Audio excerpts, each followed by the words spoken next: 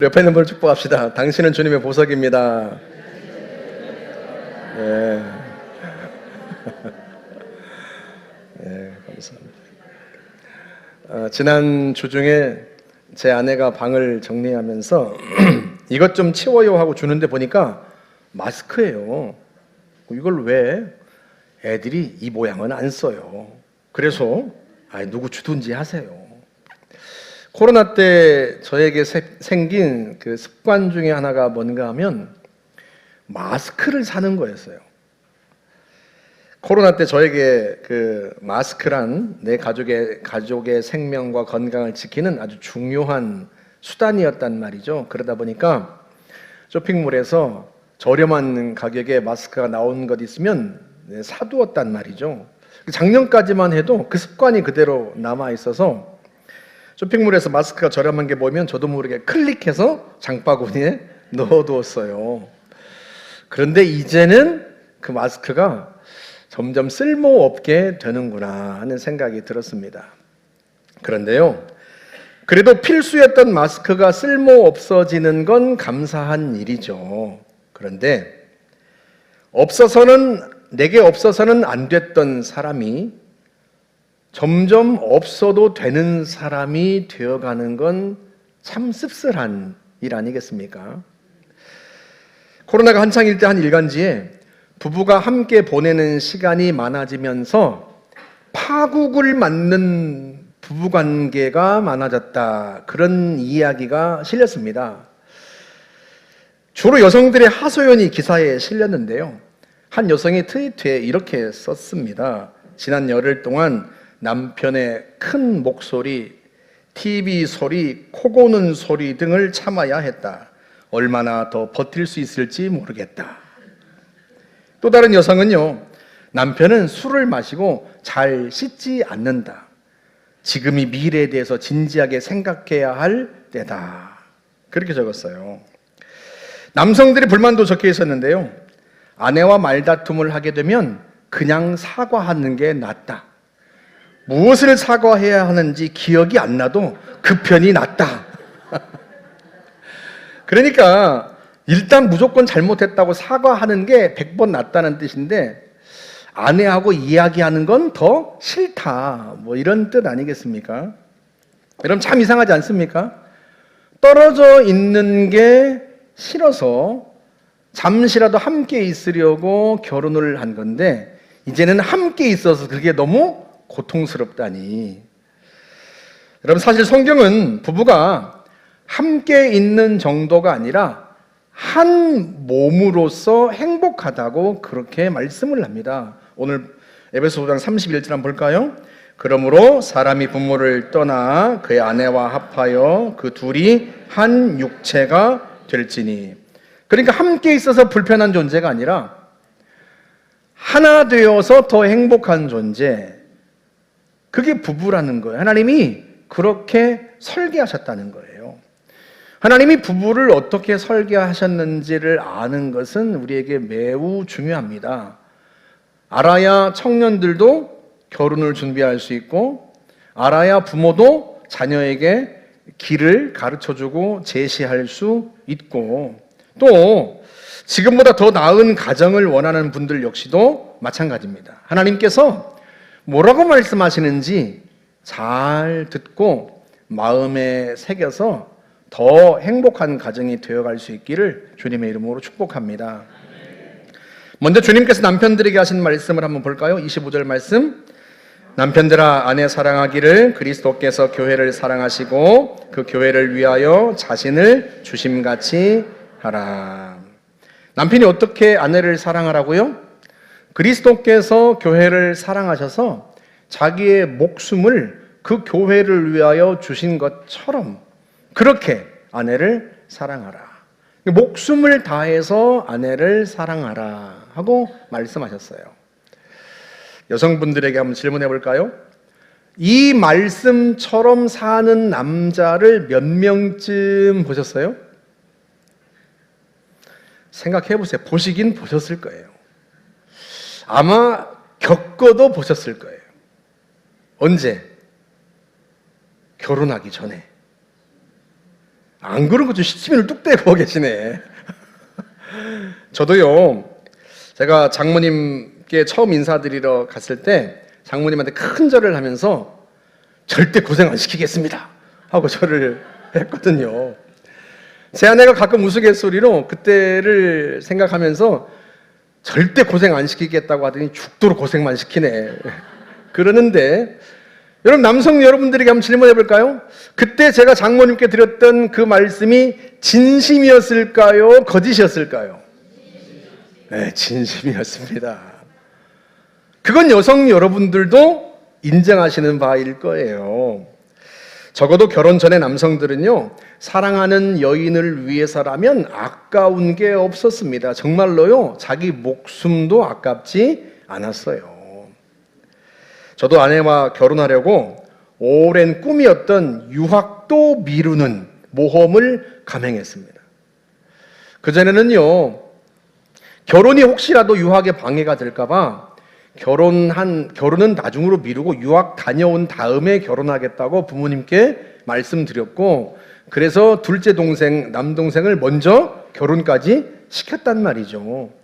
그런데 김봉래라고 하는 여인을 만나고 나서 그 계획이 완전히 뒤바뀌었습니다. 유학이 문제가 아니고요, 김봉래란 여인과 결혼하는 게 가장 중요한 일이 된 거죠.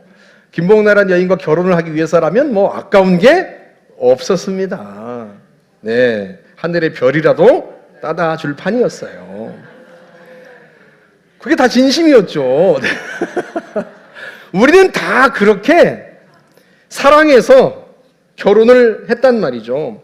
그 여인의 장점뿐만 아니라 단점까지도 사랑했습니다. 아니, 너무나 사랑해서요, 단점이 오히려 장점으로 보이기까지 했단 말이죠. 그때나 지금이나 그 여인은 변하지 않았습니다. 아이를 낳고 나서 뱃살이 좀 생기고 이마에 주름살이 좀 생기고 좀 나이가 들었다 뿐이지 성격도 그대로고 그때나 지금이나 똑같단 말이죠. 달라진 게 있다면 아내를 보는 제 눈이 변한 거죠. 좀 더 객관적이게 되었고 좀 더 냉정을 되찾게 되었습니다. 그렇다면 한번 물어볼까요? 여러분, 아내를 보는 눈이 달라지면 아내를 대하는 태도도 달라져야 합니까? 여러분, 어떻게 생각하세요? 아내를 보는 눈이 달라지면 아내를 대하는 태도도 달라져야 합니까? 이번에는 주님께서 아내들에게 주신 말씀으로 한번 가볼까요? 22절과 24절 말씀. 아내들이여 자기 남편에게 복종하기를 주께 하듯 하라. 교회가 그리스도에게 하듯 아내들도 범사에 자기 남편에게 복종할지니라. 남편에게 순종하라는 말씀 역시도 예를 들어서 말씀하죠. 교회가 그리스도에게, 그러니까 성도가 그리스도에게 복종하듯이 아내가 남편에게 복종하라. 남성들에게 한번 질문을 해볼까요? 이렇게 하는 여성을 몇 명쯤 보셨어요? 보시긴 보셨을 거예요. 어머니를 통해서도 보았을 테고 또 배우자를 통해서도 보았을 테고, 제 아내 역시도 그랬습니다. 연애할 때 항상 하는 말이 전도사님 원하는 대로 하세요. 항상 제 의견을 존중해 줬단 말이죠. 결정을 좀 빨리 내려도 그 결정이 성급하다거나 미숙하다고 말하지 않았습니다. 오히려 결단력이 있으시고 과감하셔서 좋다, 그렇게 이야기를 했고요. 반대로 결정하는데 시간이 좀 걸려도 우유부단하다고 말하지 않았습니다. 오히려 신중하다고 그렇게 이야기를 했고 기꺼이 존중을 했습니다. 그러니까요, 어머니 아프신가 보다. 아프셔서 잠깐만, 그러면 뒤로 잠깐만, 우리 서정석 목사님 잠깐만 모시고 가보세요. 너무 아프신가 보다. 네네. 잠깐만. 네. 우리 김용 집사님이 그냥 너무 아프신데도 예배 드리고 싶으셔가지고 그렇게 나오시는데 오늘은 웬만하면 다 참으시는데 오늘 너무 아프신 모양이에요. 잠깐만 뒤로 업고 가시는 게 좋아요. 업고 가시는 게 업고 가시는 게 좋아요. 그래요. 아니 업히세요. 업히세요. 그래. 아이고 세상에. 아이고 업히시는 게 좋다니까 어쩌냐. 수술을 앞두고 있는데 여러분 수술이 좀 무릎 수술이 잘 될 수 있도록 여러분 기도를 좀 해주세요. 기도를 해주세요. 우리 김용 집사님이 젊어서부터 가족들을 위해서 너무 고생을 많이 하셔가지고 그냥 공사판에서도 그냥 시멘트 막 이런 거 막 짊어지고 몇 층은 오르락 내리락 하시고 그러셔가지고 그냥 무릎이 이제 다 나가버린 거죠. 올해 86세이신데 다 가족들을 위해서 헌신해서 그래요. 자녀분들은 11조 하셔요. 지난주까지 말씀드렸죠. 부모는 뭐 진짜 자기 생명 다 내놓고 자식들을 위해서 헌신했는데 자식들은 그 부모를 보면서 그냥 뭐가 아까워서 그러면 안 돼요. 살아계실 때 잘 섬길 수 있기를 바랍니다. 어디까지 했어요? 여기 다시 하겠습니다. 그리고 여성 여러분이 사랑해서 결혼한 그 남편은 그때나 지금이나 변한 게 아니에요. 똑같습니다. 똑같은데 다만 그 남편을 바라보는 여성들의 눈이 바뀐 거죠. 좀 더 냉정하게 보게 되었고 좀 더 객관적으로 보게 되었을 뿐이에요. 그렇다면 다시 한번 역시 드린 질문. 남편을 보는 눈이 달라지면 남편을 대하는 태도도 달라져야 합니까? 여러분 어떻게 생각하세요? 남편을 보는 눈이 달라지면, 내 눈이 달라지면 남편을 대하는 태도도 달라져야 하는가? 저희 부부가 올해 10월이면 결혼 29주년이 됩니다. 내년에는 이제 결혼 30주년인데 10월 3일이 결혼 기념일이거든요. 여행이라도 다녀와야 될까 봐요. 근데 제가 제 아내와 결혼해서 30년 가까이 살면서 느끼는 것, 결혼은 사랑으로 하는데 함께 사는 건 성품으로 산다. 그걸 느낍니다. 무슨 말인가 하면 처음에 뜨겁게 사랑했을 때는요, 단점조차 단점이 아니었어요. 오히려 그 단점이 장점으로 보이기까지 했단 말이죠. 그런데 그 뜨거웠던 감정이 냉정을 되찾으면서요, 좀 더 객관적으로 보게 되었고 좀 더 차분하게 보게 되었단 말이죠. 그래서 보니까 결단력이 있다고 보기에는 너무 성급해요. 너무 일을 그르쳐요. 가족들에게 오는 피해가 너무 커요. 그리고 그게 자꾸 반복돼요. 그 반대도 마찬가지입니다. 신중하고 사려 깊다고 생각했는데요, 함께 살아보니까 신중한 게 아니라 우유부단해요. 다른 사람 눈치 보느라 결정을 내리지를 못해요. 다른 사람 처지를 봐주느라고 정작 내 가족이 당하는 피해는 눈 감고 삽니다. 그게 너무 속상하고 그게 너무 화가 나요. 그런데 보니까 이게 당연한 과정이에요. 당연한 과정. 왜냐하면 우리가 완전한 남성, 완전한 여성과 결혼해서 완전한 부부를 이룬 게 아니란 말이죠. 그러니 그 단점과 약점이 드러나는 건 시간 문제였을 뿐이고 그게 드러나는 건 자연스러운 과정일 뿐이에요. 그때 등장하는 것이 뭔가? 바로 성품에 대한 질문입니다. 누구의 성품? 나의 성품. 나는 그가 더 성장하고 성숙할 때까지 기다려줄 수 있는가? 내가 비로소 눈뜨게 된 그의 연약함과 그의 약점이 보완되고 그가 성장할 수 있도록 나는 그를 도와줄 수 있는가? 내 성품에 대한 질문이 뒤따라올 수밖에 없어요. 여러분, 그 반대도 마찬가지입니다. 나의 실패와 나의 실수로 인해서 가족들이 겪는 아픔과 고통이 너무 크단 말이에요. 그래서 그 가족들이 겪는 아픔을 최소한으로 줄이기 위해서 나는 더 빠르게 성장해 갈 수 있는가? 나는 더 빨리 성숙해 갈 수 있는가? 내 자신에 대한 질문을 던질 수밖에 없는 거예요. 결혼은 사랑으로 하지만요, 결국 부부가 하나 되어 살아가는 건 성품으로 삽니다. 정확하게 말하면 성품의 변화를 보고 삽니다.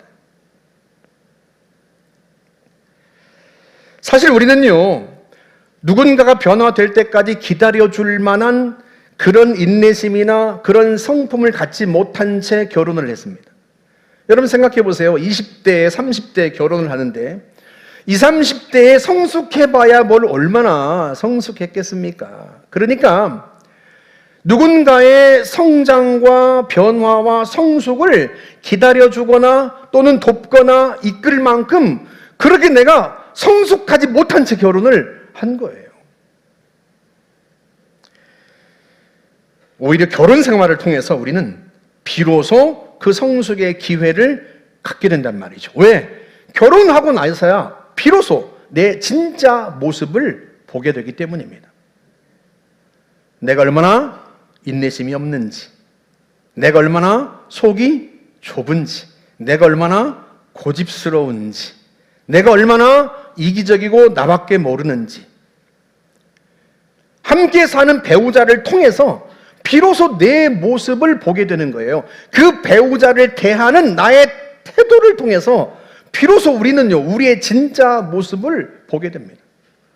그전까지는 내가 어떤 사람인지를 몰랐단 말이죠. 왜? 부모와 함께 살 때는요, 내 진짜 모습을 볼 수가 없어요. 왜 그래요? 부모는 다 품어주니까, 다 용납하니까.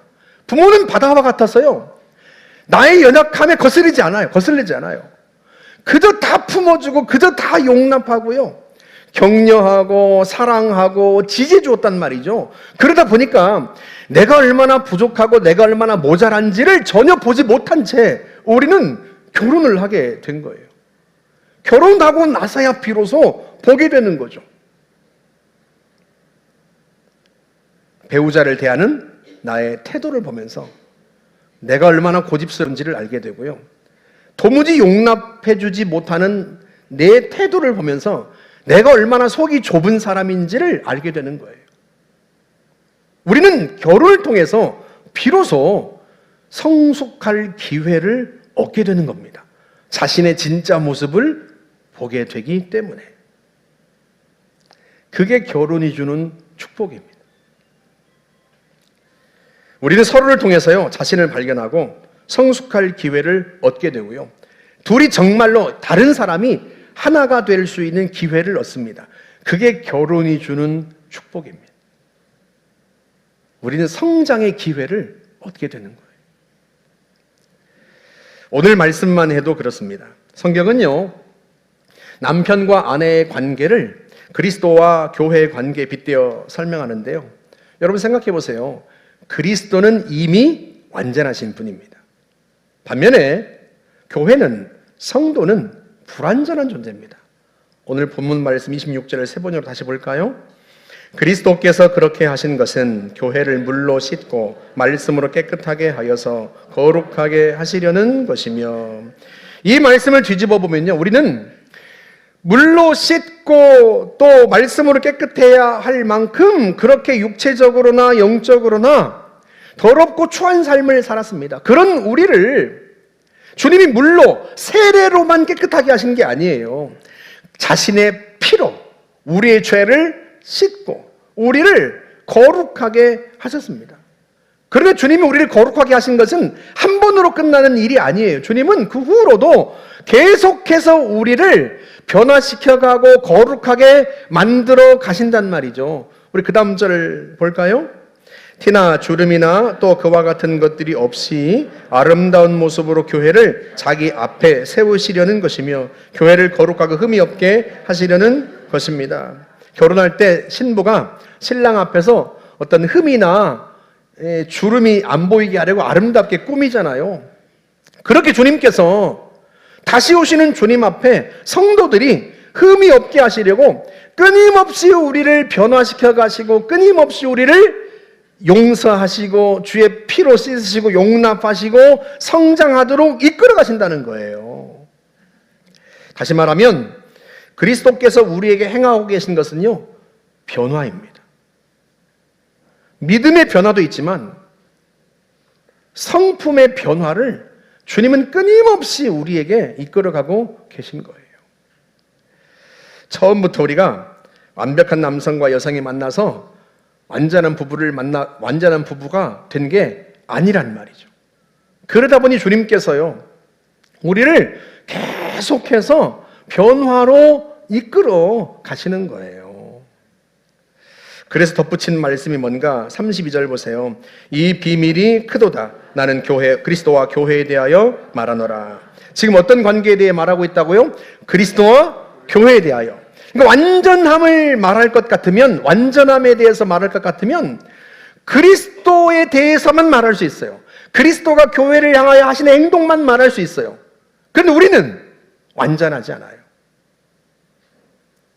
우린 다 모자라고 부족합니다. 심지어 내가 얼마나 모자라고 얼마나 부족한지 모른 채 결혼을 했습니다. 그러다 보니까 그리스도께서 우리를 계속해서 변화시켜 나가는 그 역사가 어디에서? 가정에서도 여전히 일어나고 있다는 거예요. 주님이 교회를 성장시키고 변화시켜 가는 것처럼 우리를, 남편과 아내를 주님이 끊임없이 변화시켜 가시고 끊임없이 성장시켜 나가시는데 누구를 통해서? 배우자를 통해서. 배우자가 거울이 되어서 나의 진짜 모습을 비춰주는 거예요. 성숙하지 못한, 성장하지 못한 나의 모습을 배우자가 거울이 되어 비춰주는 겁니다. 그걸 통해서 주님은 다른 어떤 곳에서도 발견하지 못했던 나의 연약함을 바꿔가시는 거죠. 저희 아버지도요, 평생에 밖에서는 호인으로 사셨어요. 호인. 저희 동네에서 우리 아버지는 법 없이도 살 뿐, 세상에 이렇게 좋은 분이 없다, 늘 동네 분들이 칭찬하셨습니다. 근데 우리 어머니는요, 2번 다시는 네 아비와 결혼하고 싶지는 않다.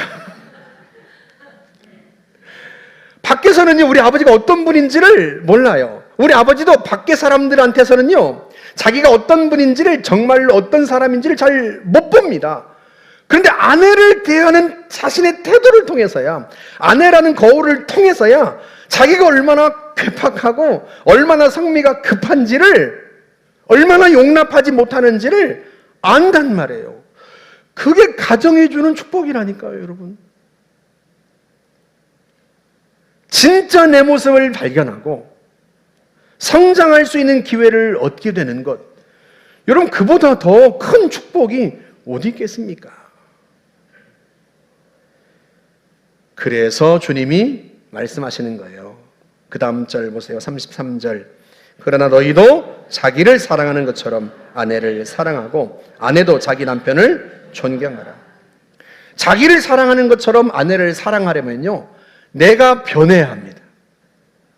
내가 그리스도처럼 변해야 됩니다. 내가 주님을 닮아야 합니다. 아내가 남편을 그렇게 존경하고 존중하려면요, 정말로 티나 주름 잡힌 것이 없는 성도의 모습으로 변화되어야 합니다. 그래야 그렇게 할 수 있어요. 여러분, 이 가정의 달에 우리가 살펴봤던 말씀들이 다 어느 말씀에 걸려 있다고 그랬어요? 에베소서 5장 1절 말씀. 너희는 사랑받는 자녀같이 하나님을 본받는 자가 되라.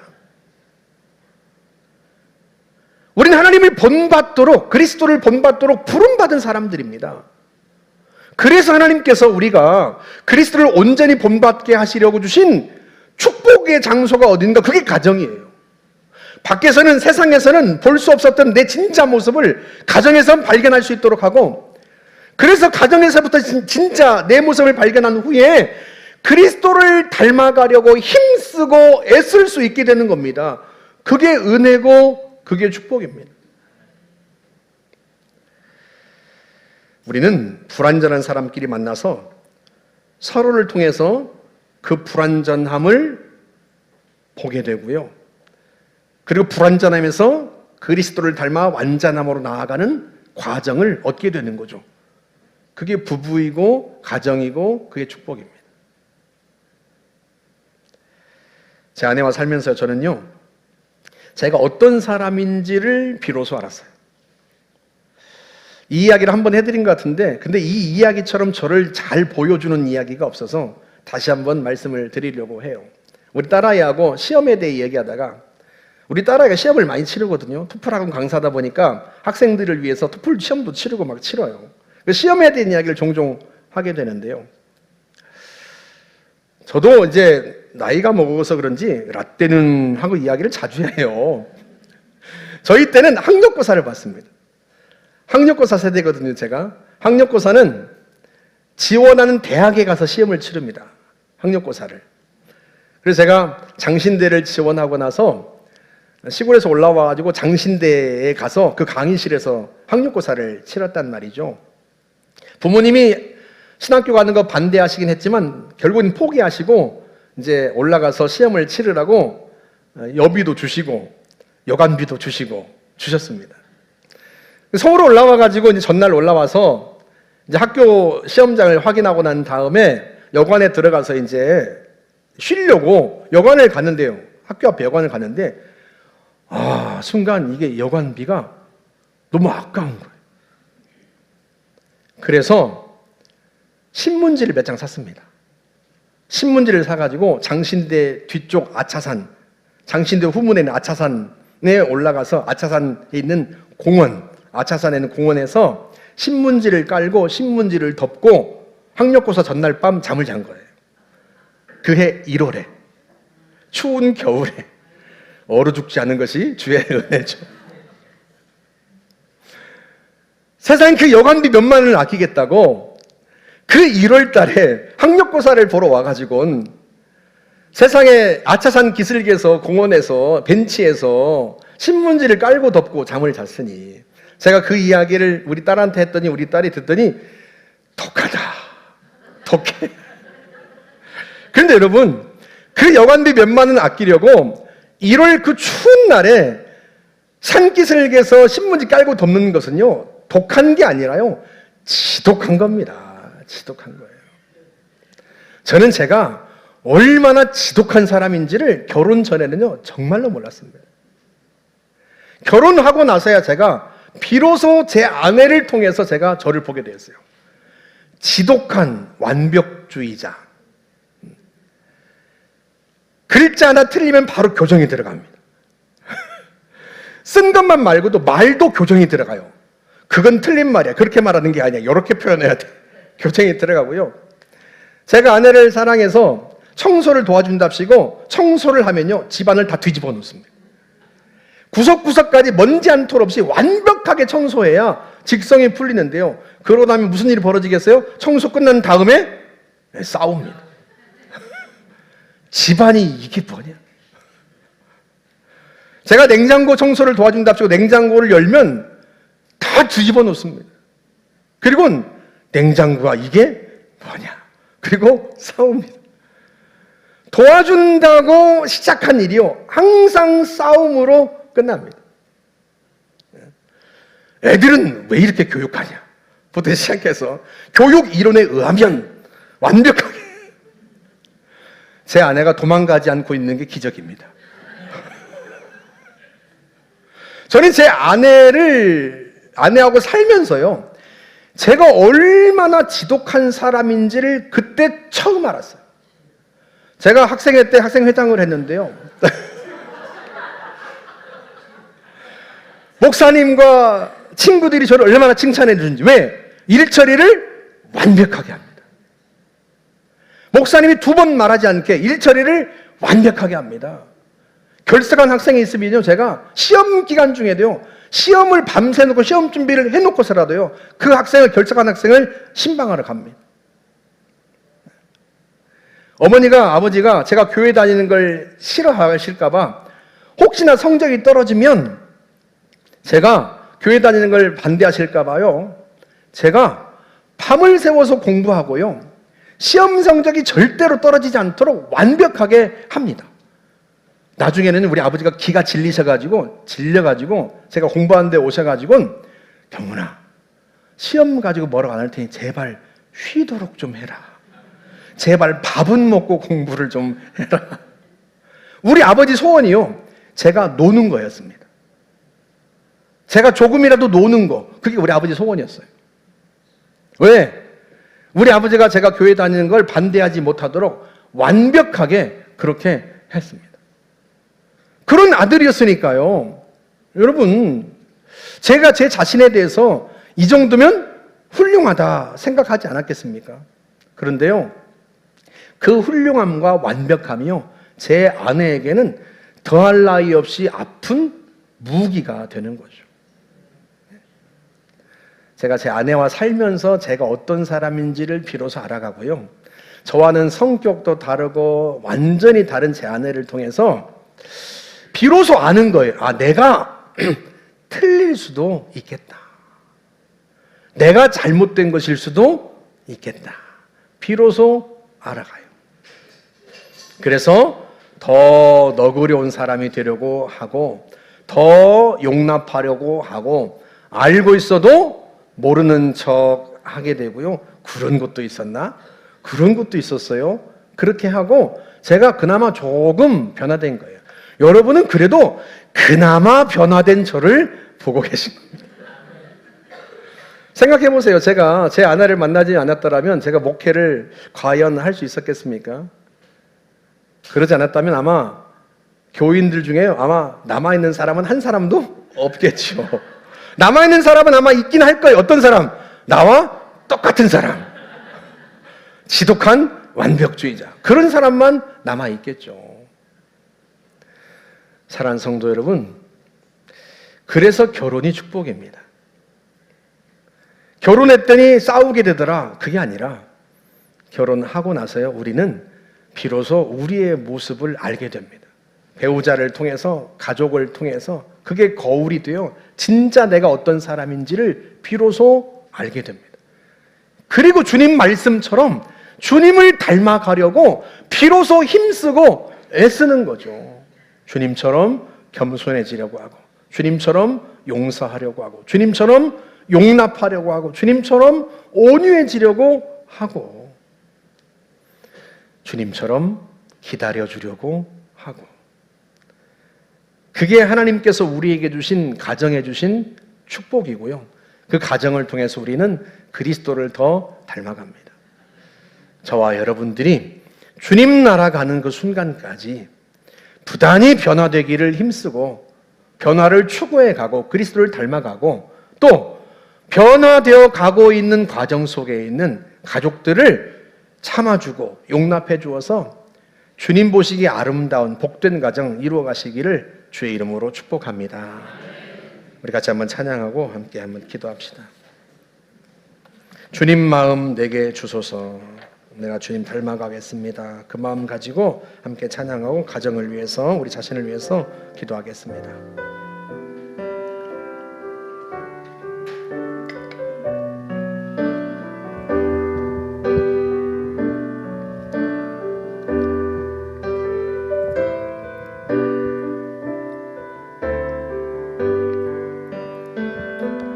오소서 주님, 나의 마음은 선한 것 하나 없습니다. 그러나 내 모든 것 주께 드립니다. 사랑으로 안으시고 날 새롭게 하소서. 보소서 주님, 보소서 주님, 나의 마음은 선한 것 하나 없습니다. 그러나 내 모든 것 주께 드립니다. 사랑으로 안으시고 날 새롭게 하소서. 주님 마음 내게 주소서. 내 아버지 주님 마음 내게 주소서. 나를 향하신 주님의 뜻이 이루어지도록 주님만 내게 주소서. 내게 사랑을 가르치소서. 당신의 마음으로 용서하게 하소서. 주의 성령 내게 채우사 주의 길 가게 하소서. 주님 당신 마음 주소서. 주님 마음 내게 주소서. 내 아버지 주님 마음 내게 주소서. 나를 향하신 주님의 뜻이 이루어지도록 주님 마음 내게 주소서. 인생 우리 같이 한번 기도하는데요, 제가 주님 닮아가겠습니다. 저를 도와주십시오. 함께 기도하고 주님의 성품을 닮아갈 수 있도록 부단히 주님 저를 도와주십시오. 저를 깨우쳐 주시고 일깨워 주시고 제 눈을 밝혀 주시고 주님처럼 온유하고 겸손하며 주님처럼 용서하고 용납하며 주님처럼 기다려줄 줄 알고 주님처럼 성장하고 성숙할 수 있도록 도와주십시오. 우리 같이 한번 우리 자신을 위해서, 가족을 위해서 함께 기도하겠습니다. 자비로우신 하나님 아버지, 은혜를 감사합니다. 하나님께서 우리에게 가정을 주시고 배우자를 주시고 가족을 주셔서 우리가 어떤 사람인지를 보게 하시고 우리의 진면목을 알게 해주시니 그것도 은혜입니다. 축복입니다. 하나님 아버지, 우리가 가족을 통하지 않았더라면 우리가 어떤 사람인지를 몰랐을 겁니다. 그들이 나에게 거울이 되어서 내가 얼마나 성미가 급한지, 내가 얼마나 속이 좁은지, 내가 얼마나 거룩하지 않은지, 내가 얼마나 온유하지 않고 얼마나 겸손하지 못한지, 하나님 우리가 얼마나 교만하고 얼마나 악한지, 하나님 우리가 진짜 제 모습을, 우리의 모습들을 보게 되었습니다. 하나님 아버지, 우리를 긍휼히 여겨 주시기를 바라고 원합니다. 너희가 사랑받는 자녀같이 하나님을 본받는 자가 되라 말씀해 주었사온데, 하나님 아버지 우리가 끊임없이 주님을 닮아가려고 힘씁니다. 우리 가족들을 위해서라도, 하나님 배우자와 자녀들을 위해서라도 하나님 우리가 변화되어야 합니다. 성장해 가야 합니다. 성숙해 가야 합니다. 주님을 닮아가야 합니다. 하나님 아버지, 저희들을 도와주시기를 바라고 원합니다. 하나님 아버지, 여전히 고집스럽고 여전히 하나님 아박한 우리들이 정말 주님을 바라보면서 주님을 배워가면서 주님 닮아가려고 결단하게 되고 힘쓰게 됩니다. 성령님 우리를 도와주시기를 바라고 원합니다. 전능하신 하나님 아버지, 우리의 자녀들이 하나님 우리를 바라보면서 변화되어가고 성장해가는 부모를 볼 수 있기를 원합니다. 성숙해가려고 힘쓰고 애쓰는 부모를 볼 수 있기를 원합니다. 불완전하지만 연약하지만 여전히 부족하지만 그럼에도 불구하고 더 성장하려고 하고 더 성숙해가려고 힘쓰는 그런 부모를 보면서 우리의 자녀들도 성장해가고 성숙해가는 그런 자녀들이 될 수 있도록 하나님 역사하여 주시기를 바라고 원합니다. 성령님 붙잡아 주시고 은혜를 베풀어 주옵소서. 우리 한 번만 더 기도하는데요, 우리 가족들을 위해서 한번 기도합시다. 배우자를 위해서, 자녀들을 위해서. 나로 인하여 많은 상처를 받고 또 힘들었을 가족들을 주님 축복해달라고, 그 마음을 어루만져 주시라고 하나님 앞에 함께 기도하고, 우리의 자녀들 또한 더 성장해 갈 수 있도록 하나님 주님께서 만나 주시고 역사해 주십시오. 우리가 부모 되었지만 윽박지르고 혼내서만 되는 것은 아닌데 주님 도와주십시오. 우리 같이 한번 이 시간 우리 가족들을 축복하면서 또 자녀들을 위해서 함께 기도하겠습니다. 하나님 아버지, 우리 가족들을 축복합니다. 하나님 먼저 우리 배우자를 축복합니다. 하나님 아버지, 주님, 참으로 정말 이 땅에 살아가면서 천국 같은 가정을 경험할 수 있도록 하나님 우리 배우자를 축복하여 주시기를 바라고 원합니다.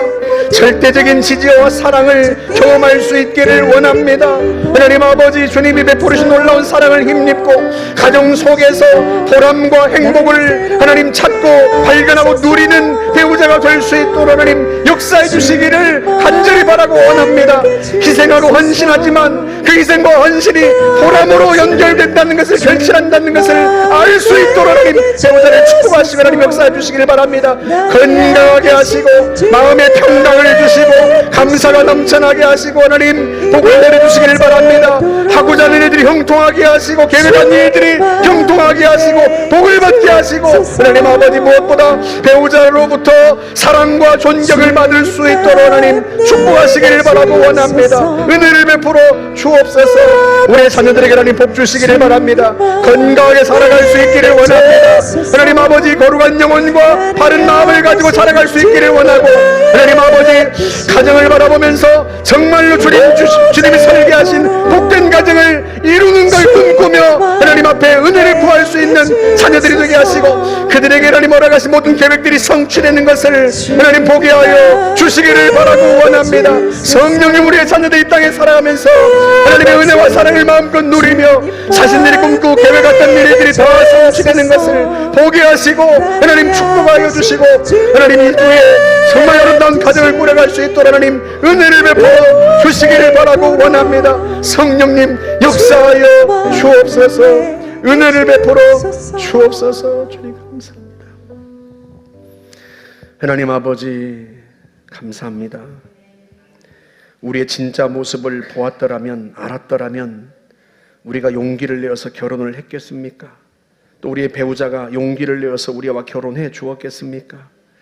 그런데 주님이 우리에게 사랑하게 하시고 사랑 때문에 눈이 멀어서 단점도 보지 못하게 하시고 단점조차 장점으로 보게 하셨던 것 감사할 따름입니다. 우리가 이제 살아가면서 비로소 우리의 진면목을, 우리의 진짜 모습을 가족들을 통해 보게 됩니다. 가족이 우리의 거울이 되어서 하나님 아버지, 우리가 어느 방향으로 성장해 가야 되는지, 어떤 부분이 성숙해 가야 하는지, 내가 얼마나 모자란 사람인지 알게 하시고 함께 성장하게 하시고 성숙하게 하시니 참으로 감사합니다.